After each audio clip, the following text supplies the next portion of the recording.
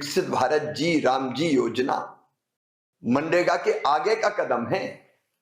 मजदूर भाइयों, 100 दिन की नहीं, अब 125 दिन काम की गारंटी है, कानूनी गारंटी। और काम नहीं तो बेरोजगारी भत्ते के प्रावधान को और सशक्त बनाया गया है। मजदूरी अगर देर से मिली तो अतिरिक्त राशि देने का प्रावधान है। जल संरक्षण, गांव में विकास के काम, इंफ्रास्ट्रक्चर के काम, आजीविका मूलक गतिविधियों के लिए काम और प्राकृतिक आपदा से बचाने के काम हाथ में लिए जाएंगे। कृषि कार्य के समय छोटे छोटे किसान भाई बहनों को दिक्कत ना हो, इसके लिए भी प्रावधान। ये कानून गरीब के हक में है, ये कानून विकास के हक में है, ये कानून मजदूरों को रोजगार देने की पूरी गारंटी है। नमस्कार, मैं हूं एकता सोडी और आज के हमारे जी राम जी योजना पर आधारित इस विशेष कार्यक्रम में आप सबका बहुत बहुत स्वागत करती हूं। भारत बदल रहा है, आगे बढ़ रहा है। इस नए भारत के रास्ते में हैं बहुत सी अपॉर्चुनिटीज़ और कुछ चैलेंजेस। इन चैलेंजेस को ओवरकम करके ही हम विकसित भारत का अपना सपना पूरा कर सकते हैं। भारत आज भी गाँव में बसता है और ग्रामीण का विकास संपूर्ण भारत का विकास है। विकसित भारत गारंटी फॉर रोजगार एंड आजीविका मिशन ग्रामीण एक ऐसा ही कदम है भारत सरकार का इस दिशा में। अब ये योजना क्या है, इसके साथ जुड़े फिलोसॉफिकल टेक्निकल पहलू कौन कौन से हैं, इस पर हम डिटेल में बातचीत करेंगे आज स्टूडियो में, जिसके लिए हमारे साथ मौजूद हैं economist and assistant professor economics doctor Naveen Jauhar. Doctor साहब, आपका बहुत बहुत स्वागत है। धन्यवाद। सबसे पहले हमारे दर्शकों के लिए, हमारे व्यूअर्स के लिए जानना चाहेंगे कि जी राम जी है क्या, और क्योंकि जी राम जी मनरेगा जो कि ऑलरेडी एक मिशन चल रहा था उसकी एक रिप्लेसमेंट है, तो क्या रीजंस थे कि मनरेगा को रिप्लेस करके जी राम जी को इंट्रोड्यूस करना पड़ा? देखिए, पहले तो मैं सभी व्यूअर्स को एक बात बता देता हूँ कि ये कोई रिप्लेस नहीं है, ये एक टाइम के साथ इवोल्व होती है चीज़ें। कोई भी पॉलिसी होती है उसमें रिफॉर्म्स होते हैं तो इवोल्व्स होती चलती है। लेकिन हम स्टार्ट करते हैं कि मनरेगा लाई गई तो उसके बैकग्राउंड में क्या था। जब भी कोई पॉलिसी आती है तो उसके पीछे फिलोसफिकल एंगल होता है, टेक्निकल एंगल होते हैं। तो पहले हम बात करेंगे उसके फिलोसफिकल एंगल पे। तो देखिए, क्योंकि जब ये पॉलिसी 2005 में मनरेगा लाई गई, बाद में उसका नाम चेंज होकर मनरेगा हुआ, लेकिन स्टार्ट में ये national rural employment guarantee act 2005 था। लेकिन उसके पीछे का जो फिलोसफिकल एंगल था कि जैसे 2008 का क्राइसिस है या देन 2010-11 में जो यूरोपियन फाइनेंशियल इश्यूज डेवलप हुए, क्राइसिस डेवलप हुआ, तो ये जब ग्लोबली डिमांड साइड से जब प्रॉब्लम आती है तो इस योजना के थ्रू गवर्नमेंट एक मैक्रो डिमांड मैनेजमेंट करती है। तो इकोनॉमी के अंदर जो हमारा एक्सपोर्ट और जो भी डिमांड कम हुई है उसको कवर किया जा सके, ये तो एक इसका डिमांड साइड का पहलू था। साथ में इसमें सप्लाई साइड पे भी रूरल एसेट्स क्रिएशन पे भी जब ये एक्ट बना तो उसमें बात हुई थी। लेकिन ओवर द टाइम अगर हम पीरियड देखें 2015-16 तक, ये सिर्फ एक मैक्रो डिमांड मैनेजमेंट ही बन के रह गया। लेकिन इसके अंदर मैक्रो डिमांड मैनेजमेंट में स्टार्ट से अगर हम देखें तो जब आप देखेंगे कि 2010-11 में जब ग्लोबल क्राइसिस यूरोप में चल रहे थे तो इसके अंदर जो हमारा जब एक्सपोर्ट कम होता है तो हमारा डोमेस्टिक इसके ऊपर एक्सपेंडिचर बढ़ के कहीं 400 मिलियन रुपीस हो गया था, जो कि नियरली 8.9 बिलियन डॉलर के तकरीबन था। यानी ये कह सकता हूँ कि गवर्नमेंट जो एक्सपेंडिचर कर रही थी वो 2011-12 में कहीं टोटल गवर्नमेंट के एक्सपेंडिचर का बजट के एक्सपेंडिचर का 3.6% हो गया था। तो ये क्लियर दिखाता है। फिर हमने देखा कि कोविड के अंदर भी इसके अंदर एक्सपेंडिचर कहीं 1 लाख करोड़ से ऊपर हो गया था, जो कि लगभग 60 के ऑन एन एवरेज 60-70,000 करोड़ के नियर अबाउट रहता है। तो इस बात से ये क्लियर होता है कि ये जब भी ग्लोबल क्राइसिस आता है तो हम डोमेस्टिक डिमांड को बूस्ट करने के लिए इसके अंदर फंड डालते हैं, जिससे हमारा एक सेंस में मैक्रो डिमांड मैनेजमेंट होता है। लेकिन जैसे आपने पूछा कि क्या ज़रूरत रही कि अभी इसका ये जो अपग्रेडेशंस हुआ है, तो देखिए पहले इसके अंदर बहुत सारा लीकेजीज करप्शंस होते रहे हैं। तो मैं उसके ऊपर थोड़ा सा पॉइंट आता हूँ कि जब करप्शंस इसमें, जब मैंने कहा कि 2005 से लेकर के ये 17-18 तक लगभग डिमांड साइड ही घूमती रही, यस फोकस रहा, तो इसके अंदर दो तरह के ऑब्जर्व किए गए कि एक तो लीकेजेज या करप्शन होता है कि अंडर पेमेंट करके, जैसे वर्कर्स होते हैं उनको अंडर पेमेंट कर दिया जाता है। अगर उसको सपोज करें 100 रुपये पर डे मिलता है तो उसको 90 दे दिया जाता है 5 से मल्टीप्लाई करके 5 डेज़ किया तो। लेकिन दूसरा इसके अंदर एक और पहलू होता है कि ओवर रिपोर्टिंग होती है। जैसे अगर 5 डेज़ काम किया है लेकिन उसको दिखा दिया जाता है कि 10 डेज़ काम किया है, तो जो अंडर पेमेंट हो रही थी उसको तो डायरेक्ट पेमेंट से, कैश ट्रांसफ़र से कंट्रोल किया गया, लेकिन जो ओवर रिपोर्टिंग होती थी उसको जी टैग से या डिजिटल अटेंडेंस से कंट्रोल करने की कोशिश की गई। लेकिन एज सच कोई कॉम्प्रिहेंसिव मैकेनिज़्म नहीं था कि इसको एक डेडिकेटेड और जो ये, जैसे मैंने स्टार्ट में कहा कि ये डिमांड के साथ साथ रूरल एसेट्स डेवलपमेंट के लिए भी ये पॉलिसी लाई गई थी, तो एसेट्स क्रिएशंस पे कोई फोकस नहीं था। तो अब ये एक, जैसे कह सकते हैं कि जैसे आप जानते हैं कि हमारा जीएसटी आने की वजह से सेक्टर ऑर्गेनाइज होने लगे हैं, तो उसी तरह से ये अब एक ऑर्गेनाइज्ड किया गया है कि जो हमारा देश का विज़न है, नेशन बिल्डिंग का कंसेप्ट है 1947 तक, उसके साथ में रूरल भी उसी डायमेंशन में मिल करके आगे बढ़ सके। तो मैं ये कहना, ये एक लाइन में अगर कहें तो ये उसका एक सुधरा हुआ रूप है जो नेशन के साथ साथ रूरल को भी, रूरल एरिया को भी कोऑर्डिनेट करेगा। तो एक कोऑर्डिनेशंस बनाने का एक इसमें मैकेनिज्म है बेसिकली। जी, ये तो हुई बात कि डिफरेंस क्या है, क्यों हम मनरेगा से जी राम जी पे आए हैं। की फीचर्स क्या हैं जी राम जी के जो इसको मनरेगा से डिफ्रेंशिएट करते हैं, जो इसकी हाइलाइट्स हैं? देखिए की फीचर्स का, जैसे इसने बात आपने कहा कि इसके हमने पहले डिस्कस किया फिलोसफिकल एंगल, तो अब आप उसके technical angle, yes, so technical angle अगर हम देखें तो मनरेगा के अंदर एक प्रॉब्लम था कि ये पूरे साल चलता था, लेकिन जैसे ही एग्रीकल्चर में बुआई और कटाई का टाइम आता था तो उस टाइम लेबर जो है वो मिलती नहीं थी, या क्योंकि मनरेगा में गई हुई थी, तो जो हमारी प्रोडक्टिविटी है एग्रीकल्चर में उस पर कहीं न कहीं ये अफेक्ट कर रहा था। तो जो फार्मर है कहीं न कहीं डायरेक्टली इनडायरेक्टली उनको भी नुकसान कर रहा था। और मैं उसको दूसरे एंगल से भी समझता हूँ कि मनरेगा के अंदर आपको एक मिनिमम वेज का गारंटी होता है, मैक्सिमम वेज का नहीं होता है।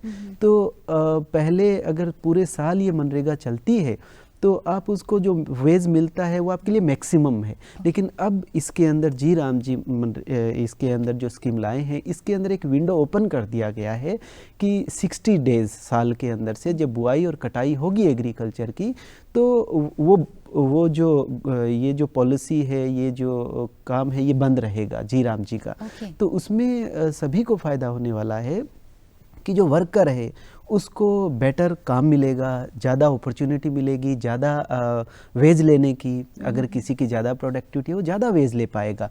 दूसरा साइड, इससे एग्रीकल्चर में फार्म सेक्टर भी इफ़ेक्ट नहीं होगा। तो एक तो मेजर डिफरेंस ये है। दूसरा, हम कहें कि पहले 100 डेज़ का एक, अगर मनरेगा में अगर एक कार्ड बनता है, चाहे मिनिमम वो 2 लोगों के लिए हो, चाहे वो एक हाउस होल्ड के लिए हो, तो जो एक कार्ड बनता है उस कार्ड पे मैक्सिमम 100 दिन आप काम के लिए जा सकते थे। 100 दिन की वो काम की गारंटी थी। लेकिन अब उसको बढ़ा करके 125 दिन कर दिया गया है। तो आप ये कह सकते हैं कि 365 दिन में तो 60 दिन तो वो ओपन हो गए आपके लिए, जो एक सेंस में मार्केट ओपन हो गई। यस, मार्केट भी ओपन हो गई कि आप कहीं भी जाके आप काम कर सकेंगे। दूसरी साइड 305 दिन के अंदर से आपको 125 दिन की गारंटी भी मिल गई है। सो ये एक मेजर चेंजेस है। और तीसरा इसमें जो चेंजेस है, क्योंकि पहले ये सारा सेंटर की साइड से फंड आता था, तो अब इसके अंदर सेंटर और स्टेट को साथ में मिलाया गया है ताकि स्टेट को जहाँ पर ज़रूरत हो उसके अकॉर्डिंग लोग इसको हैंडल कर सके। तो 40% इसमें स्टेट देगा, 60% सेंटर देगा। लेकिन जहाँ पर नॉर्थ ईस्ट है या हिमाचल प्रदेश है या जो हिली एरियाज़ हैं वहाँ पर बेसिकली सेंटर जो है 90 और 10 का रेशियो है स्टेट का। सो ये चेंजेस है और इसके अंदर कुछ टेक्निकल चेंजेस भी हैं। तो लीकेजेस रोकने के अंदर एक इकोनॉमिस्ट है, उन्होंने अपना एक स्टडी दिया है 2007 में इंडोनेशिया पे कि जब टॉप टू बॉटम आप किसी चीज़ को मॉनिटर करते हो तो मटेरियल में जो करप्शन है वो 30% कम हो जाता है। तो इसके अंदर एक इस तरह का लोकल लेवल पे और नेशनल लेवल पे भी काउंसिल बनाई जाएगी। जैसे लोकल लेवल के ऊपर हम कहें तो रूरल गारंटी काउंसिल बनेगी, रूरल एम्प्लॉयमेंट गारंटी काउंसिल। उसके साथ साथ एक नेशनल लेवल का स्टीयरिंग कमीशन भी बनेगा। तो दोनों साइड से उसको वॉच किया जाएगा। दोनों साइड के वॉच होने की वजह से करप्शन के ऊपर एक तरह से हम ये कह सकते हैं चेक लगेगा। और सबसे इम्पोर्टेंट बात इसका टेक्निकल एस्पेक्ट्स जो है कि जैसे मैंने स्टार्ट में कहा कि पहले ये डिमांड साइड का रहा, अब जैसे कोई भी इकोनॉमी तब तक डेवलप नहीं होती है जब तक वो सप्लाई साइड को स्ट्रॉन्ग नहीं करती है, प्रोडक्शन साइड को स्ट्रॉन्ग नहीं करती है। आप अगर विकसित बनना चाहते हो कि आप सप्लाई साइड स्ट्रॉन्ग करें, सप्लाई साइड स्ट्रॉन्ग के अंदर आपको एसेट्स क्रिएट करने पड़ते हैं। तो इसके अंदर हमने एक national rural infrastructure stack develop किया है, जिसके अंदर वो बेसिकली मॉनिटर भी करेगा, प्लान करेगा, मॉनिटर करेगा और प्रोजेक्ट को एग्जीक्यूट भी करेगा। तो उसकी वजह से जो भी एसेट्स क्रिएट होंगे जी राम जी के जो लोगों के काम करने से, जैसे मैं एक एग्जांपल दे के कहूँ कि सपोज करो कि गांव में कोई एक आपको नहर का काम करना है, राइट, अगर गांव में रोड का काम करना है, अगर किसी तरह का कोई आप ये कह सकते हैं कि क्लाइमेट रेजिलिएंट जैसे कि पौधारोपण का काम करना है, तो इसके ये 3 काम हो गए। तो इनके अंदर कोऑर्डिनेशन कौन करेगा? तो नेशनल लेवल पे हमने कोऑर्डिनेशन करने के लिए एक गति शक्ति हम प्रोग्राम लेकर के आए हुए हैं, जिसमें सारे डिपार्टमेंट, जैसे एक मैं एग्जांपल दूं कि एक रोड बनना है, तो उस रोड के अंदर अगर पहले सीवरेज डलनी है, बाद में उस पर पेमेंट लाइट लगना है, तो सारे डिपार्टमेंट आपस में कोऑर्डिनेट कर लेंगे कि भाई पहले हमें ये वायर बिछानी है, फिर हम इसके ऊपर पेमेंट और फिर लाइट। तो इसको बार बार तोड़ना नहीं पड़ेगा। अदरवाइज हम देखते हैं कि पहले पेमेंट बनती है, फिर उसको तोड़ लिया जाता है, फिर सीवरेज डलता है, फिर तोड़ लिया जाता है, हर छठे महीने में काम चलता रहता है।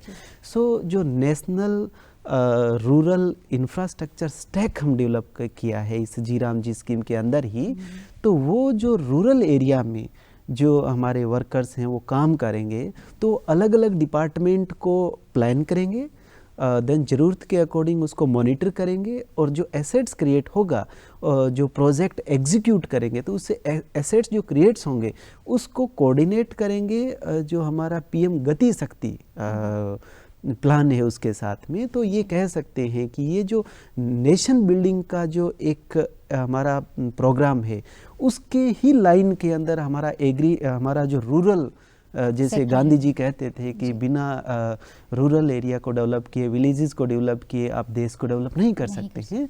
तो उसी कंटेस्ट के अंदर मैं ये समझता हूँ कि अब जब वर्कर जो नेशनल एजेंडा है उसी के साथ में ही हमारा ये उसी की डायरेक्शन में आगे बढ़ेगा। तो इसमें हम ये सोच सकते हैं कि डिमांड साइड से ये उठ करके सप्लाई साइड की तरफ फोकस हो रहा है, जिसमें हर किसी को बेनिफिट होता है, क्योंकि सप्लाई जब भी क्रिएट होती है तो एवरीवन गेट बेटर ऑफ। आपने कहा कि रेशो जो है अब तय कर दी गई है कि स्टेट वर्सेस सेंटर 60/40 और कुछ स्टेट्स के लिए 90/10 का रेशो है। ये पहले मनरेगा में 100% जो फंडिंग थी वो सेंट्रल गवर्नमेंट की ही थी। तो ये जो नया चेंज लाया गया है, ये क्यों लाया गया है और इसका क्या इम्पैक्ट है? बिकॉज स्टेट्स के पास ऑलरेडी डेवलपमेंट फंड की प्रॉब्लम रहती है, कमी रहती है, तो कैसे ये आइडिया एग्जीक्यूट किया जा रहा है? देखिए, एक बात तो सबको क्लियर है कि जो करप्शन है वो स्टेट लेवल पे ज़्यादा है और नेशनल लेवल के कंपैरिजन में। तो डेफिनेटली स्टेट लेवल पे जब करप्शन होता है, तो अगर मॉनिटर सेंटर करती है और आप भागीदार स्टेट को बना लेते हो, तो स्टेट की भी एक सेंस में आप उसको अकाउंटेबल ठहराओगे और वो रिस्पॉन्सिबिलिटी भी उनके ऊपर डालोगे। तो और स्टेट को एक सेंस में ये भी पता होता है कि एग्जैक्ट हमें कहाँ पर ज़रूरत है प्रोग्राम इम्प्लीमेंट करने की। लेकिन इस सेंस में इन्होंने 40 और 60 का डिवीज़न किया है ताकि स्टेट साथ में मिलके, क्योंकि देखिए कोई भी कंट्री अगर डेवलप होता है तो हमारा एक फेडरल सिस्टम है, उसमें हम साथ में मिलके चलते हैं। वो बात आपकी ठीक है कि स्टेट का फाइनेंशियल जो स्ट्रक्चर है वो बहुत सारे स्टेट का वीक है, लेकिन एक बहुत मूलभूत विचार ये है कि जो रिफॉर्म सेंट्रल लेवल पे हो रहे हैं वही रिफॉर्म स्टेट लेवल पे होने चाहिए, क्योंकि अगर स्टेट लेवल पे रिफॉर्म्स नहीं होंगे तो वेल्थ कैसे क्रिएट होगा। तो इसलिए स्टेट को साथ में लिया गया है कि देखिए आप जो नेशनल हमारा जो प्रोग्राम्स है आप उसी डायरेक्शन में आइए, तो हम एक साथ मिल के चलेंगे तो ज़्यादा बेटर रिजल्ट आ पाएगा। एक और की पॉइंट के बारे में आपने अभी जिक्र किया कि फार्मर्स का जो एक पॉइंट ऑफ व्यू होता है रूरल एरिया में, कि जिस तरह से आपने कहा कि स्कीम ने उस चीज़ को भी कंसीडर किया है कि एग्रीकल्चर सेक्टर जो हमारा है ग्रामीण सेक्टर में वो ज़्यादा अफेक्ट ना हो। तो किस तरह से ये जो हमारी स्कीम है, ये जो हमारी योजना है, ये फार्मर सेक्टर को बेनिफिट कर रही है और किस तरह से ये लेबर सेक्टर को बेनिफिट कर रही है? हाँ, देखिए जैसे मैं इसको एक एग्जांपल देता हूँ कि जैसे मैंने कहा स्टार्ट से ही कि जो मार्केट जब भी बनती है या हम मार्केट की डायरेक्शन में चलते हैं तो हर कोई बेटर ऑफ होता है। जैसे आप जानते हैं कि एक मैं छोटा सा अक्सर एग्जांपल देता हूँ कि जैसे IPL आया क्रिकेट के अंदर, तो हमें खिलाड़ी जो है वो एक से एक आज 100 खिलाड़ी 1000 खिलाड़ी हमारे लाइन में लगे हैं, क्योंकि उन्होंने हर कोई अपना जाना स्टार्ट हो गया, स्टेडियम में प्रैक्टिस करना स्टार्ट हो गया, तो देखने वाले भी इंजॉय करते हैं, क्रिकेटर भी ज़्यादा हो गए, देश में अपने देश भी अपने आप को रिप्रेजेंट करता है, तो हर कोई बेटर ऑफ है। तो मार्केट जब भी बनती है तो मार्केट कोई जीरो सम गेम नहीं होता, एक पॉजिटिव सम गेम होता है।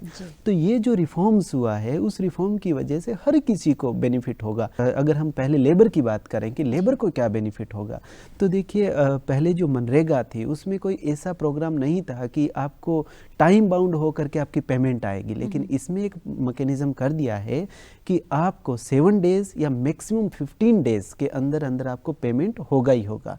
दूसरा, जब आप 125 दिन का फ़ायदा होगा, पहले 100 डेज होते थे। तीसरा, इसके अंदर जो फ़ायदा होने वाला है कि देखिए जब एक प्लानिंग होगी काम करने की तो काम के अंदर एक शेड्यूल तय हो जाएगा। अब आप घर से निकलते हैं, आपको मालूम नहीं है कि आज क्या क्या क्या काम करना है, तो प्रोडक्टिविटी नहीं रह पाती है। लेकिन अगर एक शेड्यूल बन जाता है तो वर्कर की प्रोडक्टिविटी आती है कि हमें जाके क्या काम करना है, वो उसको पहले से ही पता होगा। तो हम ये कह सकते हैं कि एक वर्क शेड्यूल भी डेवलप होगा। चौथा पॉइंट जो बहुत इंपॉर्टेंट है इसके अंदर, कि अगर कोई लेबर डिमांड करता है काम की और उसको काम नहीं मिलता है जी राम जी के अंडर में, तो वो जो स्टेट है वो कंपलसरी कर दिया गया है कि उसको अनएम्प्लॉयमेंट बेरोजगारी भत्ता देगा। तो ये 4 मेजर बेनिफिट, जैसे मैंने आपको कहा कि ये सेक्टर एक ऑर्गेनाइज्ड होने लगेगा, तो लेबर को एक ऑर्गेनाइज्ड वे से, एक शेड्यूल मैकेनिज्म से, किसी को कोई वेट करने की ज़रूरत नहीं होगी, इंतज़ार नहीं करना पड़ेगा, तो एक सिस्टम में आ जाएंगे। दूसरा, फार्मर को जो बेनिफिट होगा वो ये कि उनको इंफ्रास्ट्रक्चर मिलेगा। जैसे हमने बात किया कि अगर नहर बनवानी है या अगर सपोज करें कि उनको कोई उनको लेबर चाहिए टाइम पे, जब टाइम सीज़न होता है तब लेबर मिलेगा। और अगर हम देखें कि जो क्लाइमेट रेजिलिएंट, जैसे क्लाइमेट चेंज एक इश्यूज़ बना हुआ है, तो वो जो लोकल लेबर रहेगी तो वो पौधारोपण है या ऐसे कोई काम है तो वो बेटर कर पाएंगे। तो ये फार्मर को बेनिफिट है, अगर क्लाइमेट बेटर होता है, रेजिलिएंट होता है तो उसकी प्रोडक्टिविटी बढ़ेगी। तो नेशन बिल्डिंग का तो ये काम होगा ही होगा, क्योंकि सप्लाई साइड स्ट्रॉन्ग होती है।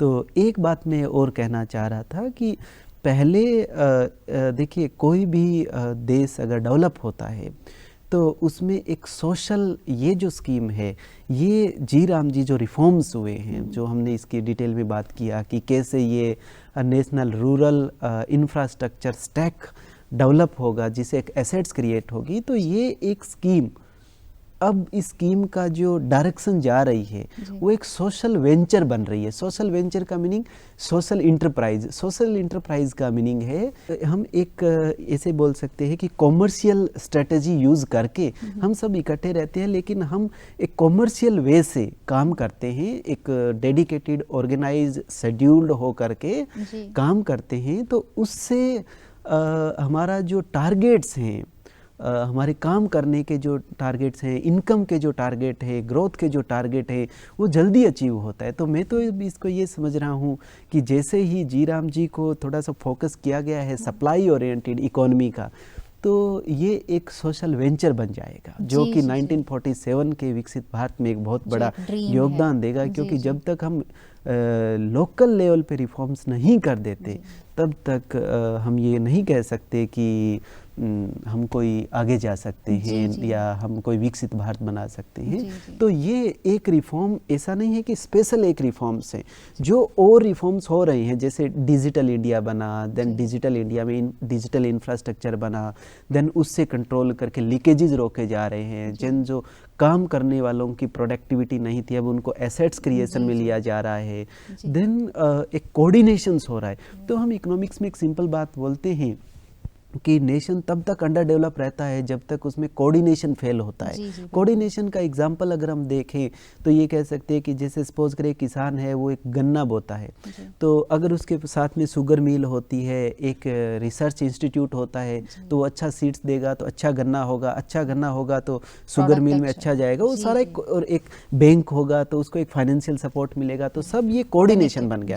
तो जब तक कोई कोऑर्डिनेशन फेलियर होता है सोसाइटी में तो मार्केट वर्क नहीं करती है, और जब तक मार्केट वर्क नहीं करती है तो कोई भी कंट्री, कोई भी समाज डेवलप नहीं हो सकता। और डेवलप होने के फायदे बहुत होते हैं क्योंकि काम करने का टाइम घट जाता है जब हम डेवलप हो जाते हैं और लग्जरी टाइम बढ़ जाता है। सो ये एक ये कह सकते हैं कि बेनिफिट ये सबको ही हो रहा है, और एक ऑर्गेनाइज सेक्टर की तरफ अगर हम बढ़ रहे हैं तो वो हमें विकास की तरफ ले जा रहा है। डॉक्टर जौहर, आपने बार बार एक टर्म यूज की है कि लीकेज एक टर्म है जिसकी वजह से एक मेजर कंसर्न था मनरेगा में। तो किस तरह से इस लीकेज को हैंडल किया जा रहा है जी राम जी में? क्या टेक्नोलॉजी का यूज़ किया जा रहा है जिससे वो लीकेज कर्ब हो रही है? देखिए, जैसे मैं एक कहा जाता है कि अगर मेरे को दिखाई दे कि कल मेरे लिए करप्शन वाली चीज़ ओपन हो रही है तो मैं आज करप्शन नहीं करूँगा, क्योंकि वो आज अपने को ईमानदारी दिखाता है तो आगे करप्शन नहीं करेगा।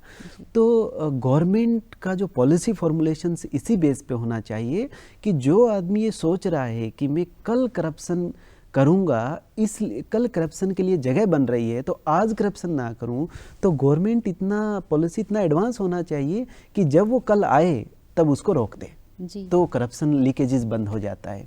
तो उसी डायरेक्शन के अंदर ये काम किया गया है। तो इसमें जो लोकल लेवल पे, जैसे मैंने कहा कि पहले इसमें अंडर पेमेंट होती थी, तो वो तो डिजिटल जो डायरेक्ट ट्रांसफ़र से हो जाएगा, और वर्क को जो देखा जाएगा, मॉनिटर किया जाएगा, वो डिजिटल थंब और मोबाइल ऐप से अटेंडेंस लगेगी, जो लगती भी है।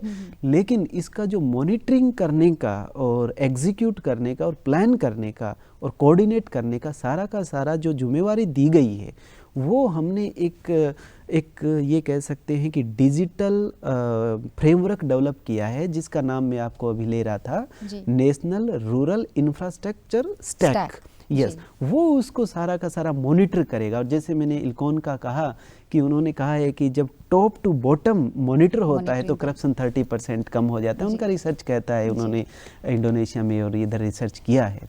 तो ऐसा ही एक मॉडल हम भी डिप्लॉय करें।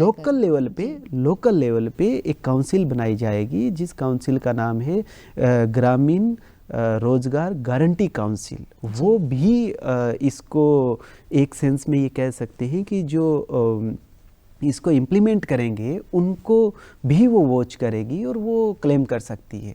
तो ऐसा काम भी उसमें। जी डॉक्टर जौहर, पिछले कुछ एक अरसे से गवर्नमेंट वुमेन एम्पावरमेंट की तरफ बहुत काम कर रही हैं और बहुत इस तरफ कदम बढ़ा रही हैं कि वुमेन एम्पावर हों और अपने सेल्फ इंडिपेंडेंट हों, डिपेंडेंसी ख़त्म हो जाए वुमेन की, फाइनेंशियल इंडिपेंडेंस स्पेशली। तो ये किस तरह से हमारी ये स्कीम गवर्नमेंट की इस ड्रीम को पूरा करने में हेल्प करेगी? Women empowerment? देखिए, वुमेन एम्पावरमेंट को थोड़ा सा मैं वाइड लेता हूँ, फिर ये समझ आएगा कि जी राम जी कैसे उसके अंदर इफेक्ट Helpful करेगी। रहेगा, यस, जी। वुमेन एम्पावरमेंट सिर्फ एक इकोनॉमिकली इंडिपेंडेंट हो जाना, आई थिंक वुमेन एम्पावरमेंट नहीं हो सकता। जी। उसके साथ साथ कुछ और भी पहलू हमें देखने पड़ते हैं। देखिए कि वुमेन एम्पावरमेंट तब होता है जब जो वुमेन है और वो वुमेन परफॉर्म कर पाए, चाहे वो किसी डायरेक्शन में हो, चाहे काम में हो, चाहे अपने फाइनेंशियल में हो, चाहे वो बच्चों के अपब्रिंगिंग में हो, चाहे किसी सेक्टर में हो। तो अगर कोई भी एम्पावर तब होता है वो जिसके लिए जो बना है उसको वो अच्छे तरह से फ्रीडम के साथ परफॉर्म कर सके। तो क्योंकि एम्पेरिकली वुमेन को हम रेशनल मानते हैं। जैसे एक एग्जांपल देता हूँ मैं अक्सर, कि अगर घर में मेरे को 1 लीटर दूध से चाय बनानी हो तो मैं बहुत कम चाय बना पाऊंगा, और मेरी माँ अगर चाय बनाएगी तो 1 लीटर में सारा दिन निकाल देगी। तो वुमेन इकोनॉमिकली रेशनल है, सी कैन बेटर वो केयर कर सकती है, वो इकोनॉमिकली रिसोर्सेज को मैनेज कर सकती है। और यहाँ तक कि हम तो उपभोक्ता को भी इकोनॉमिक्स के अंदर जब उनका संज्ञा यूज़ करते हैं तो हम उसके लिए सी बोलते हैं, ही नहीं बोलते। तो कंज्यूमर को हम सी बोलते हैं। सो जिस भी कंट्री में वुमेन को फोकस में लेकर के पॉलिसी इम्प्लीमेंट किया है तो उसके जो आउटपुट्स हैं वो एम्पेरिकली बेटर आए हैं।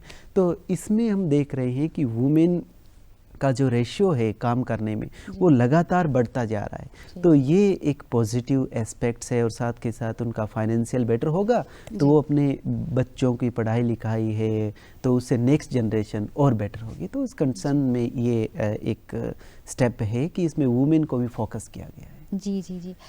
डॉक्टर जौहर, हम बात कर रहे हैं विकसित भारत की, और इसमें जो हमारी टारगेट ऑडियंस जिसको हम कह सकते हैं वो हैं अनस्किल्ड वर्कर्स। तो ये कैसा कॉम्बिनेशन है कि एक अनस्किल्ड वर्कर जो है, जो एक बड़ी तादाद में जिनको हम टारगेट कर रहे हैं, वो विकसित भारत के हमारे सपने को पूरा करने के लिए हम इस स्कीम को इंट्रोड्यूस कर रहे हैं। तो क्या कुछ ऐसा प्राविधान नहीं होना चाहिए था इस स्कीम में जो उस अनस्किल्ड लेबर को स्किल की तरफ बढ़ाए, या किसी तरह से उनका भी विकास इस तरह से हो? यस, देखिए अनस्किल्ड अगर कोई एक इंसान है, हम उसको कहते हैं अनस्किल्ड है जी। तो ये अपने आप में एक बात ये कह सकते हैं कि फिलोसफिकल ठीक नहीं बैठती है।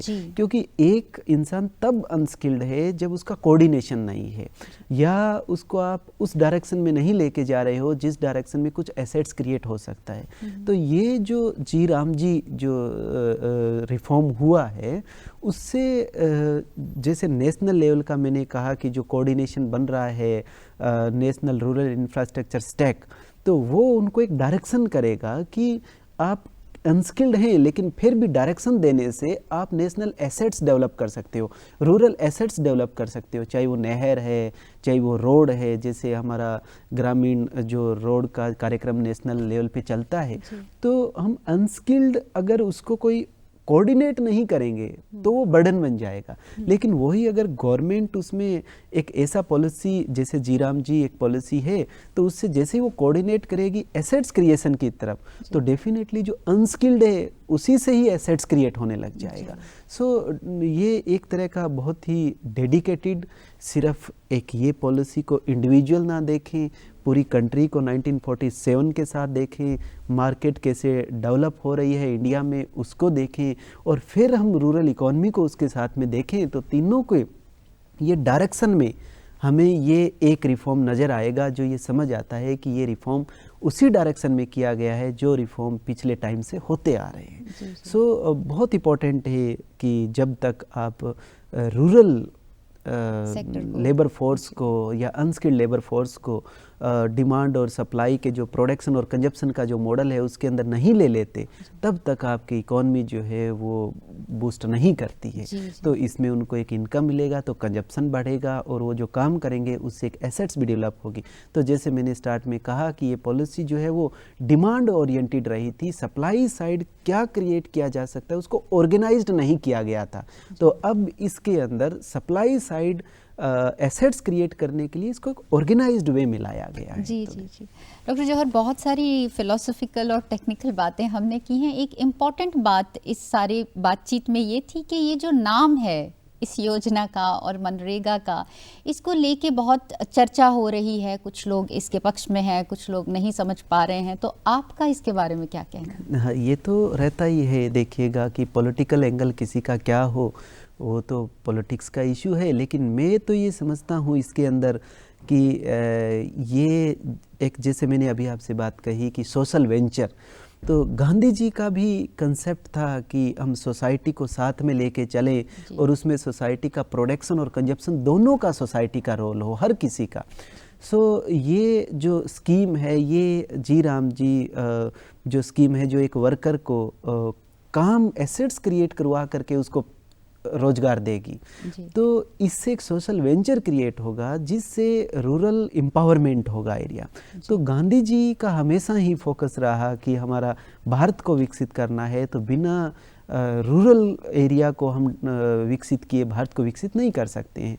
और जैसा आप जानते हैं कि गांधी जी राम के उपासक थे, तो इसको फॉर्चुनेटली ये इसका नाम ऑटोमेटिकली, जैसे आप जानते हैं कि गारंटी फॉर रोजगार एंड आजीविका मिशन ग्रामीण, तो ये फॉर्चुनेटली गांधी जी, देखिए पहले यही इस देश की ब्यूटी है कि पहले गांधी जी को जो लोग पसंद करते थे, इसलिए मनरेगा डेवलप हुई।